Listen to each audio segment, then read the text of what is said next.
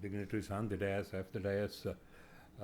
Let me take this opportunity to thank VSI for having invited me and share some of my views. As rightly pointed out by Atul Muleji, that though the session is talking about ethanol opportunities, I think the opportunities are much beyond ethanol. Ethanol is only a starting point. And specifically, I would like to focus on the policy issues, what exactly has happened in India in the last 10 years, where are we heading, and the kind of opportunities that are there specifically for the sugar industry to reposition as energy companies. I will only focus on the energy companies, but there are opportunities to go beyond energy company also, looking at biomaterials and biochemicals and stuff like that.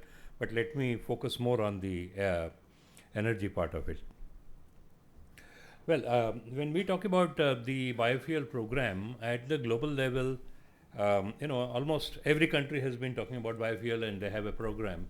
And there are two major drivers, the energy security and the environmental concerns are the two primary drivers.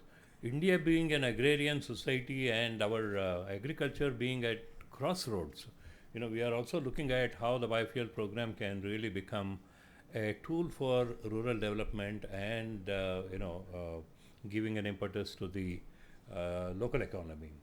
As rightly pointed out by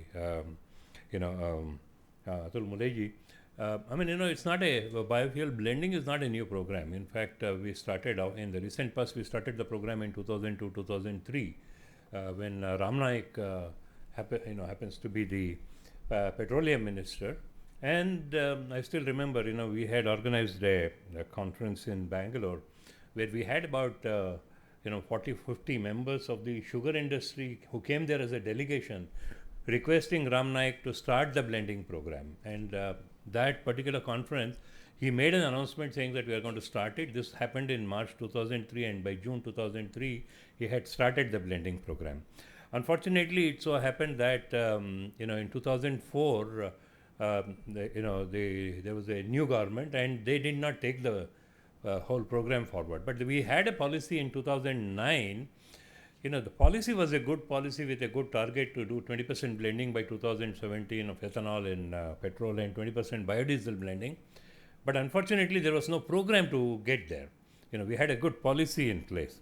And that's where the big difference was made in 2014. And when I was requested by Government of India at that point of time to be the advisor to the Petroleum Minister and help them drive the biofuel program, when we reviewed, to our surprise, we realized that the ethanol blending program was at 1.4% against the 20% target that we had to achieve in next 3 years' time. So we were not going anywhere. And that's when a national working group was constituted, and I was requested to chair it. And I had the opportunity to work with Atul Muleji and many others, who were there as members, and they helped me really put together a new policy and a new program for the whole country. And as you see, in 2018, we set a target to achieve 10% blending by 2022 and 20% by 2030. And incidentally, with all the steps that we had taken, we were able to achieve the 10% blending 5 months in advance. And with the kind of steps that we had taken, we had the confidence that we may be able to advance the 20% blending target from 2030 to 2025, and we are on the target to do that. We've already achieved 12% last sugar year, and I think we are on track with all the kind of policy inconsistencies that we are talking about. We would still meet those kind of targets. That's the kind of confidence that I have. So the biofuel policy itself, as he rightly said, focuses on first generation, second generation ethanol, biodiesel, compressed biogas, and some of the futuristic fuels like sustainable aviation fuel, methanol, dimethyl ether, green hydrogen, etc. Now, when it came to first generation ethanol in 2014 onwards, several steps were taken. First and the foremost, the pricing of ethanol was at 28 rupees. And obviously, people were not, the producers were not happy with the kind of revenues that they were generating. And OMCs were not picking it up even at that such low price and doing the blending. And there were a lot of issues like the taxation, interstate transportation of the ethanol and things like that. One by one, all those things were taken care of, and with the kind of interventions that were made. And also, I'm talking about that interest subvention scheme, which is a very important thing for people here to understand. People always keep telling me about the food versus energy kind of a security debate. Now, what happens if sugar is being diverted to produce it? Incidentally, in 2014-15, when we realized the sugar prices had dropped and our production was in the range of about 34 million metric tons, and our consumption was only 24 million metric tons. And then almost about 8 to 10 million metric tons of sugar had to be exported out of the country, and the international prices were much lower than our production cost. Government was spending something like 5,000 crore rupees as subsidy to encourage the export of excess sugar that we are producing. And we were not allowing the bee molasses or sugarcane juice to be converted into ethanol.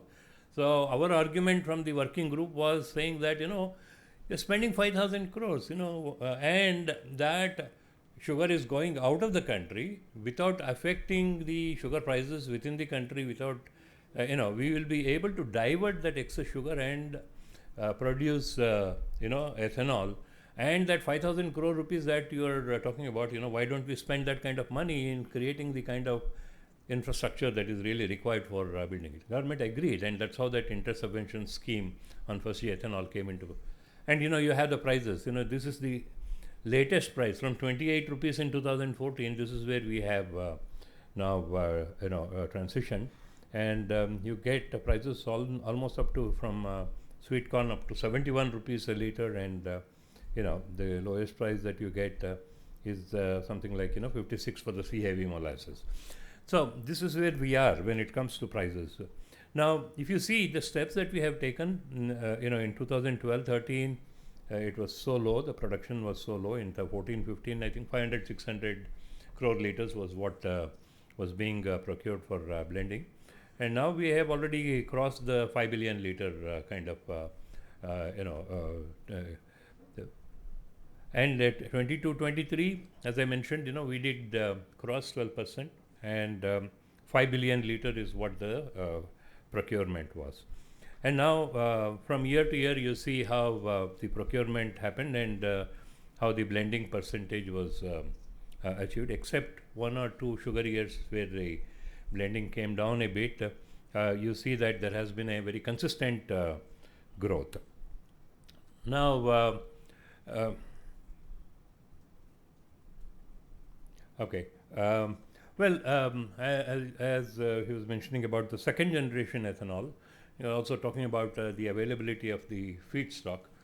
Being an agrarian society, in 2015, there was a study that was instituted by Ministry of Science and Technology under DST TIFAC. Incidentally, I chaired that study steering committee.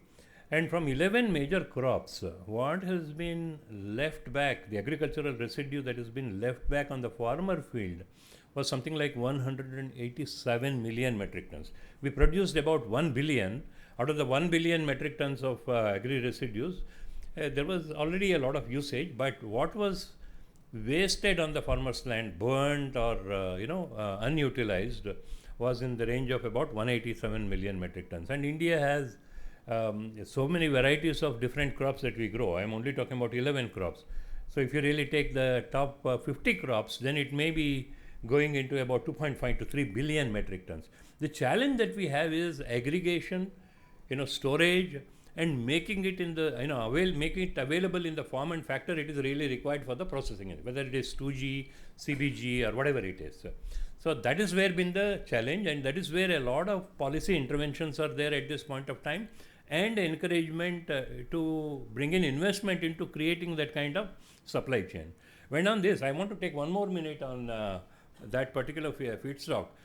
When we are talking about various programs, most of the feedstock comes from our wasted resources like agricultural residue, municipal solid waste, or some waste that are being generated from the industry. But then, the most wasted resources in this country is the land owned by the farmers. I'm not even talking about the wasteland categorized by the government. I'm talking about the land underutilized or wasted by the farmers. that runs, you will be surprised, about 45 to 50 million hectares of land.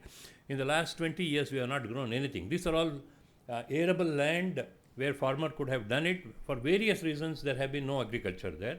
And another 70 to 80 million hectares of land, we have been raising only one crop during the monsoon. That means for 7 months in a year, we are leaving that land barren.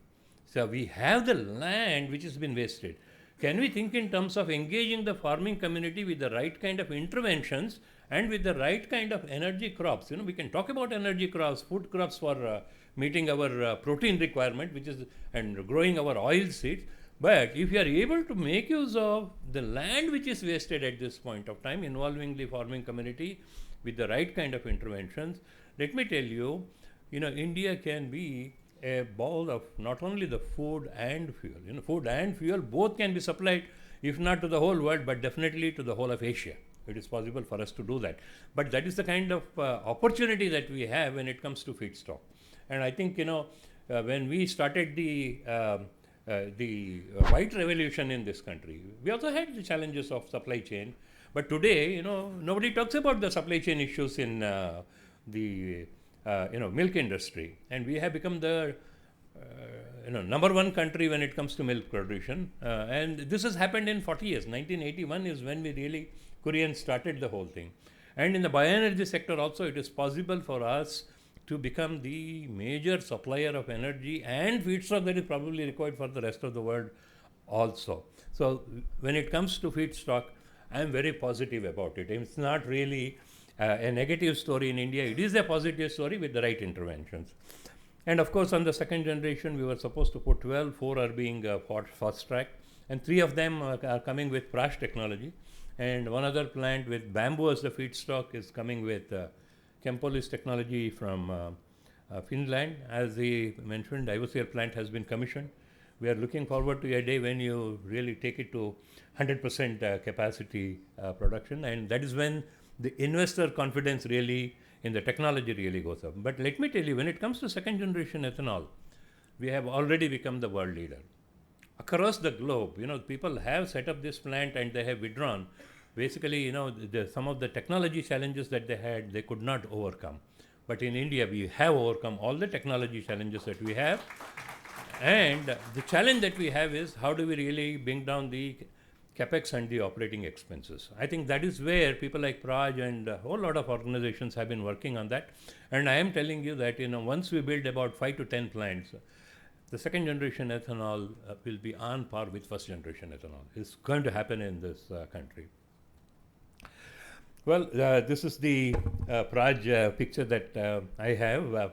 This is the 12 ton per day kind of a demo plant, which is very close to Pune. And this is the other picture of the Panipat plant that Praj has built for IOCL. Another picture of the distillation column I would now, when it comes to sugar mills, I talked about the capex and opex and all that. This is something that can be brought down considerably, basically making use of some of the infrastructure that is already available in the sugar industry. You have fermenters, you have distillation column, you have a lot of utilities that are already available there. Now, it is possible for us to have the second generation technology as a bolt-on technology to the existing plant, and that is going to help bring down the capex considerably. So this is something that the sugar industry has to seriously look into. And another area is on the enzyme. If when you talk about the operating cost, when the cost of ethanol coming from the second generation, almost 30 to 35% of the cost is enzyme cost, and we are today importing that. So we initiated some work, multiple initiatives in 2017-18. Today, we have enzymes which are being developed within India, and at very competitive prices, and without compromising on the quality. We are able to deliver the same kind of performance that where is it? Okay, performance that the multinational company has been able to provide. So these are all the factors which is really going to help us bring down the cost as we move forward. And the other thing that is going to make the whole second generation ethanol sustainable is the kind of byproduct valorization that is possible in the entire value chain. Lignin comes in as a byproduct, and lignin can be one is currently in all the 2G plants, lignin is being burnt to generate the heat and steam that is really required for the process. But as we move forward, we had to think in terms of converting that lignin into much higher value added products. And incidentally, Praj has the technology to convert that into lignosulfonate and also biobitumen and things like that. Biobitumen as a binder, can fetch much higher revenues than what you would get when you burn the lignin. So these are all the kind of possibilities that are there in the value chain, and if you are able to focus on that and develop those kind of technologies and make them commercially viable, I'll tell you that's how the second generation is going to be competing with the first generation ethanol in the coming days. He talked about the sustainable aviation fuel, and we took a lot of initiative way back, almost about 1.5, 2 decades ago in this area. There were several institutions which were, which had joined hands. In August 2018, the first flight, you talked about the first commercial flight. We were talking about the first test flight that was flown from Dehradun to Delhi. Incidentally, I was also on the flight, and this flight, we blended up to 25% of sustainable aviation fuel and one of the engine, it was produced from jetrofoil. So, the technology that Praj and Gevo has is from the ethanol route. Ethanol can be converted into isobutanol and isobutanol to sustainable aviation fuel route. But I was talking about a HEFA route where any kind of oil can be converted into biodiesel and other aromatics. Now, today the technologies are there. Now we have to think in terms of how are we going to really commercialize it. On this, government has been working on some kind of a policy framework which is in alignment with CORSIA. CORSIA is an international agreement on how to really bring down the carbon footprint in the aviation sector. There are certain targets. Government is working towards it. Government has already announced a blending target of 1% by 2027 and 2% by 2028 on all the international flights. And let me tell you, if we can put our heads together and make use of our resources and the kind of technologies that we have developed, this is not a difficult thing to achieve at all. And I think we will be able to go much beyond that. And that's the picture of the first flight which we took from this. And I'm competing with you. You had one minister. We have 5 ministers here receiving us. So on the biofuel sector, if you really look at this chart, there are different types of wasted resources. I mentioned about the agricultural residue. You have spent wash, pressed mud coming from the sugar sector, MSW, sewage treatment, the sewage, and then recoverable animal dung. That itself, it's huge. If you really look at it, it is possible for us to, if all this is available to us, we can generate about 60 million metric tons of compressed biogas. Incidentally, I just want to share some statistics with you. The total consumption of all sorts of gases today in the country, whether it is compressed natural gas, LPG, whatever, everything put together coming from all the fossil sources is something like 45 million metric tons. And out of that, almost about 25 million metric tons is being imported into the country. And if you are able to achieve this, 60 million tons, you have 100% taken care of your requirement, and then, you have more to export it out of the country. And in the process, you generate about 370 million metric tons of biomanure. It's a compost, excellent manure, which can replace 100% of chemical fertilizers that we have been consuming at this point of time. And that's the kind of opportunity. And in the Satat program, we said, okay, let us just look at, in the first phase, only about 25% of that opportunity. Instead of 60 million metric tons, let's only look at 15 million metric tons. And that itself will replace 75% of the import that we are doing and almost 35% of the total consumption of gases in the country. And we had a target, ambitious target, to set up 5,000 commercial plants by 25-26, but it's not happening because we lost some time because of the COVID in between for 3 years. But let me tell you, I think in the next 1 or 2 years, we are going to have about 750 plants becoming operational. And by 2030, we will have those 5,000 commercial plants in place. So, there are issues with regard to offtake. You talked about the infrastructure part of it. The pipeline infrastructure, government is yet to announce a policy, but they have finalized it, where from the CBG plant to the nearest, CNG pipeline, it is possible for you to have a pipeline and inject it into the pipeline. And for that, 50% subsidy is going to be given by the government for up to about 75 kilometers of pipeline. So that's going to be a big booster for the CBG sector. Then you do not have to worry whether the oil marketing company is really lifting it or not.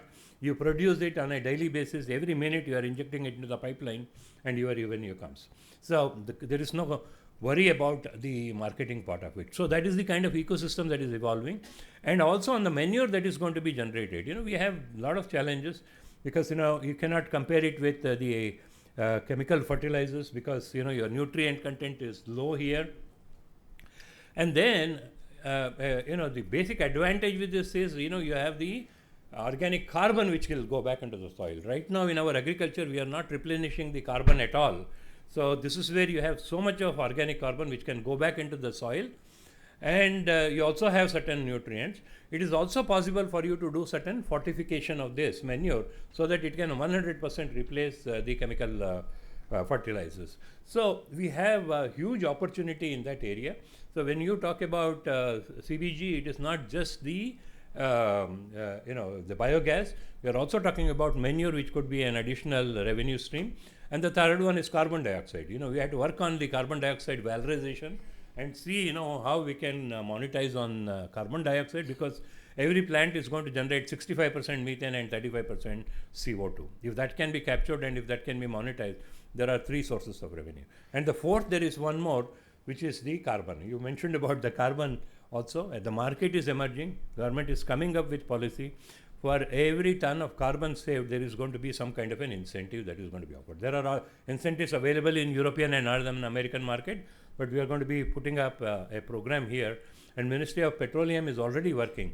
We are trying to make it very simple. For every ton of gas that you produce, you get earn credit. So simple as that.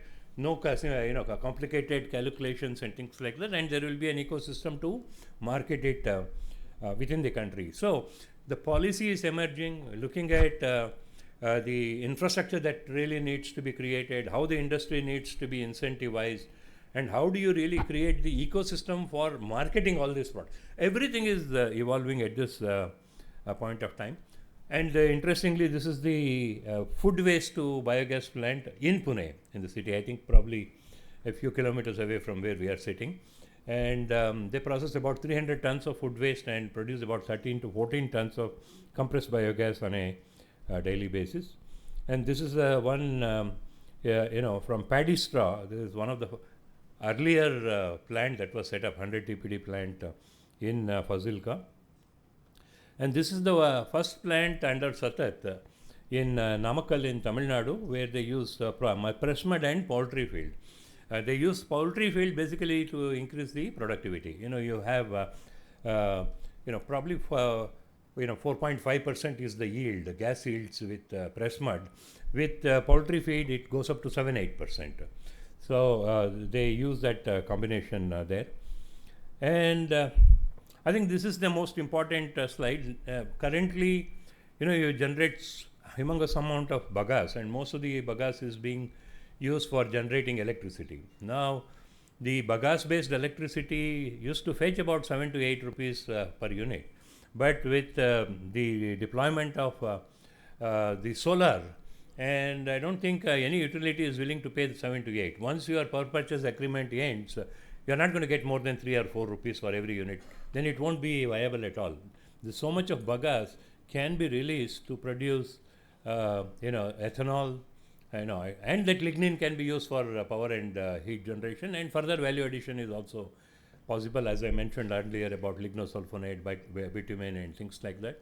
And of course, bagasse to CBG, you are talking about press mud, add a certain quantities of bagasse, and if the microbial consortium can handle both the bagasse and press mud, your gas production really goes up. So these are all the possibilities. Why I am insisting on this is, he talked about the feedstock related issues. The sugar mills do not have feedstock supply chain related issues, and the feedstock that is required for bioethanol as well as the CBG program, everything is available with you already. So now further valorization of this and adding value to that, there are plenty of opportunities, CBG as I mentioned, and then once you have the sugars, whether it is the sucrose or the C5C6 cellulosic sugars, it is we have the technology to convert them into cosmetic, chemicals, alternative materials, etc. And we did talk about the ethanol to sustainable aviation fuel through the isobutanol route. But there are other routes also now. Straight you can get other products like isoprene. Isoprene is isoprene rubber has become a very popular product at the global level today. So that is going to reduce the carbon footprint considerably. Starting from molasses to any kind of sugar that you may have, today we have the technology to convert that into sustainable aviation fuel, isoprene, biorubber, whatever we are talking about. So huge opportunities are there. And of course the carbon dioxide. In sugar mills, there is so much of CO2 that is generated in the fermenters. And when we are talking about the CBG program, almost 35% of gas that you produce is CO2. And from this, we have to think using CO2 to produce ethanol, CO2 to lipids and biodiesel, and multiple other products which are possible. So the horizon is growing. There is a huge opportunity for the sugar mills to look at. There are a lot of technologies which have been commercialized. There are technologies which are at the laboratory level ready to be commercialized and things like that. You mentioned about the hydrogen. The bagasse can be used for generating hydrogen. I'm not even talking about the electrolyzer. I'm talking about gasification route through which you can generate hydrogen at much lower cost than the electrolyzers. So you have the resources. All you need is a gasifier and a proper filtration mechanism to get good quality of hydrogen. So there is a new world that is actually opening up, and this is something that the sugar industry has to seriously look into.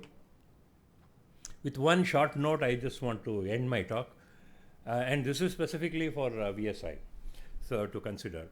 Now, when we come to feedstock, one is the making use of all the available wasted resources. Second thing is to involving the farming community and to grow something. And then the third most important aspect is, the increasing the coming up with those kind of varieties. Looking at the productivity and looking at different application possibilities. This is where I think tremendous amount of work needs to be done. As I give you the example of Brazil, wherever I grow, where they have the energy cane. From the same 1 hectare of land, I think we have achieved close to 90 tons per hectare here. Now, the energy cane reduces your water consumption by almost 50%, 50 to 60%, and increases the production to about 180 to 190 tons.